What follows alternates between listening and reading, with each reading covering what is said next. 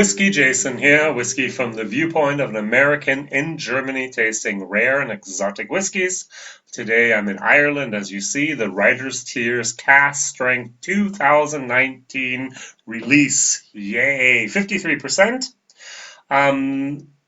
Yeah, Writer's Tears and their former Italian investment partner had a wonderful marriage going on. They built a distillery together, had a baby, and then they divorced. And who gets the baby? Well, the person who paid for it, the Italians. And who gets to keep the name? Bernard Walsh. Writer's Tears, so Walsh Whiskey, Writer's Tears, as well as the Irishman are his two main brands. And I personally have tasted the 2019, 18, 17, 16, 15, and 14 versions of the Writer's Tears. Not the 13, not the 12, not the 11. There's been a total of 9 editions so far. Now, if you open up this nice little box, this is a great case. This is actually real oak wood, and my wife loves it, by the way. She makes crafts out of that after I empty the bottles, or even before I empty the bottle, do you have another one? I was like, yeah, you can have it. All right, so now it's a no age statement. It's 53%, and it has a screw lid. Celtic whiskey shop price €130, $150 for a screw cap. Well, that's the problem with Irish. The problem with Irish Writer's Tears is they all have a screw cap. So I'm going to compare it to the 2014 edition that I still have here. I also have the 2015 edition still here, but this has a few, my opinion, bad casks in it. Has a very, very bad, bitter moment towards the end. I actually did a blind tasting of 5 different, it might have only been 4, Writer's Tears, and I picked that out every single time with the bitterness, with the tannins in there.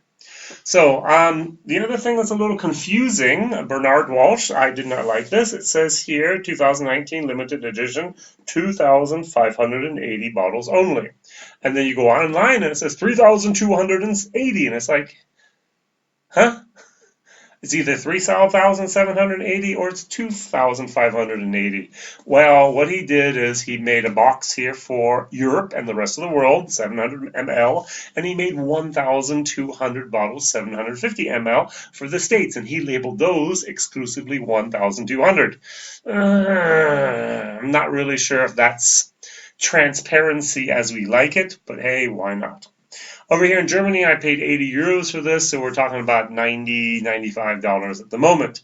This is a marriage of single pot still and single malt. Single malt, as we know from Scotland, is barley malted one single distillery.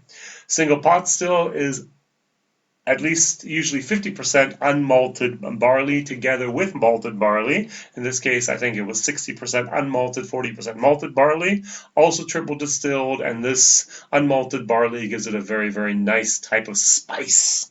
You marry them two together, and then you have what Walsh Whiskey calls the champagne of whiskey, the Writer's Tears. Why the Writer's Tears? Because of all those authors from Ireland who looked at that blank page and just broke into tears and then drank some whiskey. Today you look at the screen and go, what am I going to write next? All right, very, very nice. Now let's nose the two of them. All right, it doesn't really impress me, and I really do like Irish whiskey, and I like Writer's Tears. Ooh. Now this is what I remember Writer's Tears actually being. This was a vanilla. The alcohol is a little bit there. The spice really jumped out at you, and then some berries.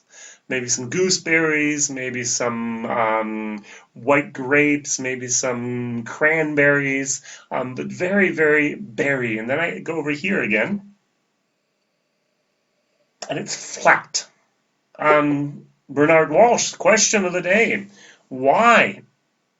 Cask wood management? Are you having problems with your sourcing of enough distillate for this bottling? Now, it's a no age statement.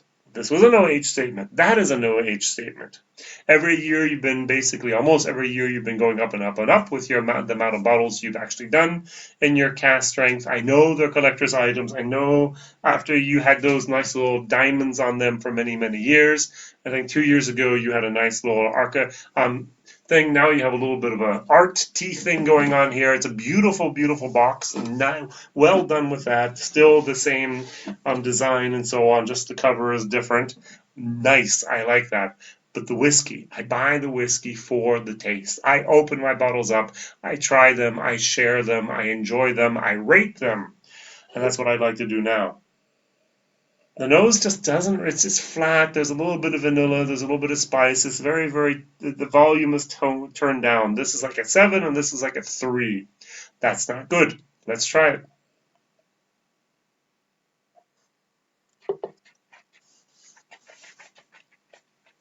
Mm-hmm.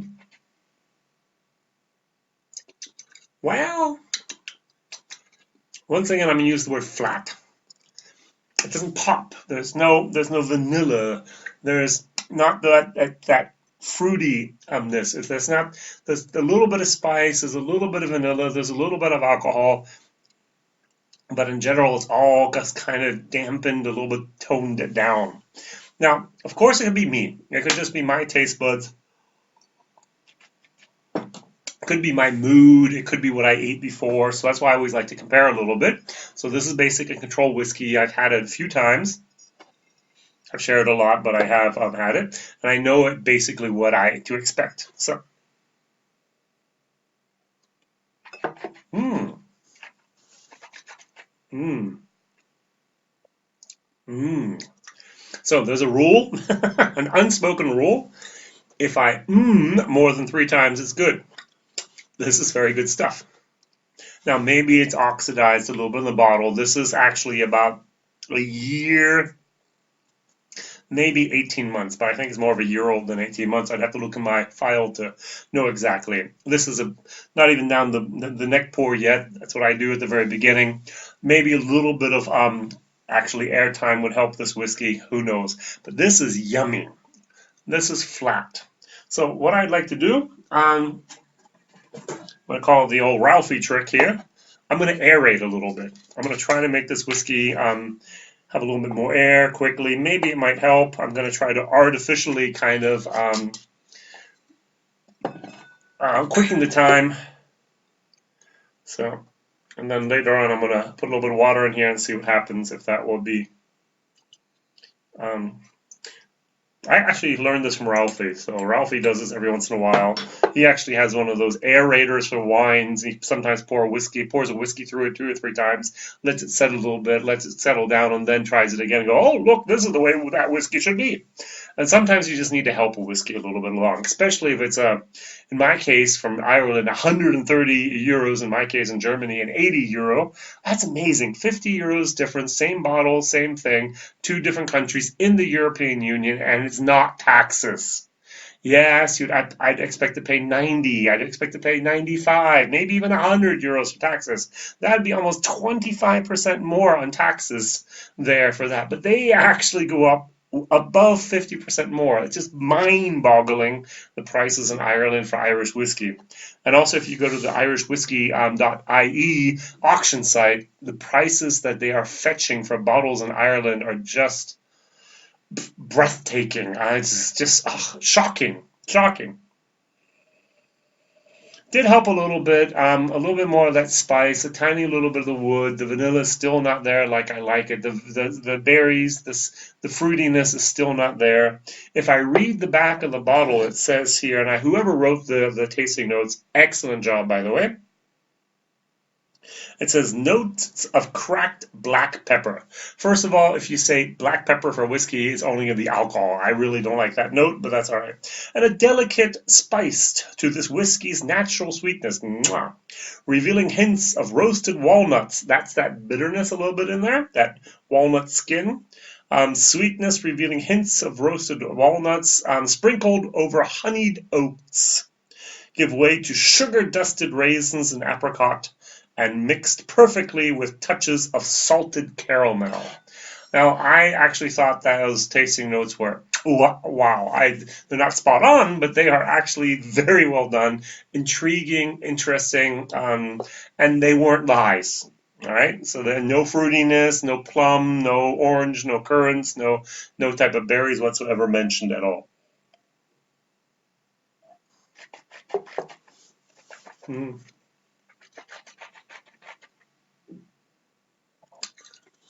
Well, I think there's two main problems. It's a little bit hot, so we need to put a little bit of water in here and see what happens. I'm not going to do the 2 drops. I'm going to dilute it down to about 45%. The first problem is I think here we had older aged casks.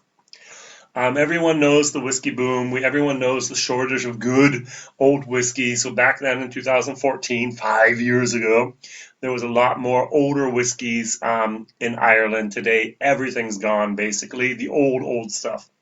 Yeah, if you didn't have it yourself, you can't buy it. And this is one of the problems here. I think there weren't enough of the 7, 8, 9 year old whiskeys laying around that they could use for this, or even older, who knows.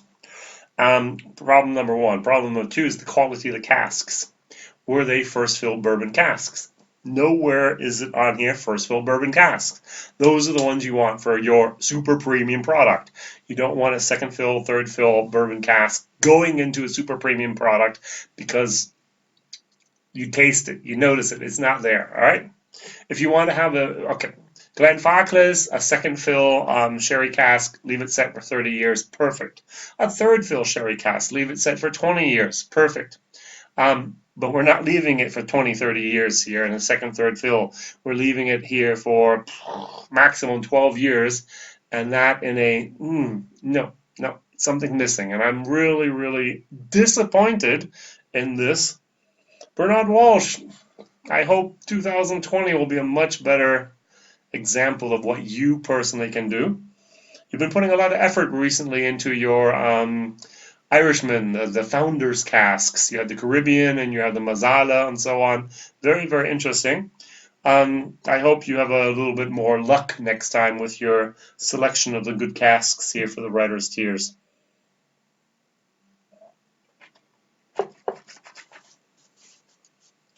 Standard. I could pull out a couple other whiskeys here that are basically the same type of quality. No, sorry, it's a C. 130 euros, it's a D. 80 euros, it's a C minus minus D plus plus if I want to be very nice. So, question of the day. What is your favorite cask strength Irish whiskey? Is it the Irishman? Good stuff. Is it the Writer's Tears in the past? Very, very good stuff. I know what mine is.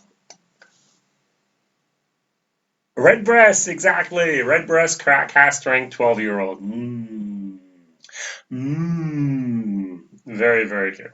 So thank you very much for watching. Please subscribe. Please please write a comment down below. What do you think about the video? What do you think about your favorite cask strength Irish whiskey? My videos come out on Mondays, Wednesdays, and Fridays. Over 300 different videos are already out. 1,300 are out in German, so I'm doing a lot of videos every day in German, 3 times a week in English. I like it. Thank you very much for watching. All the best. Bye-bye.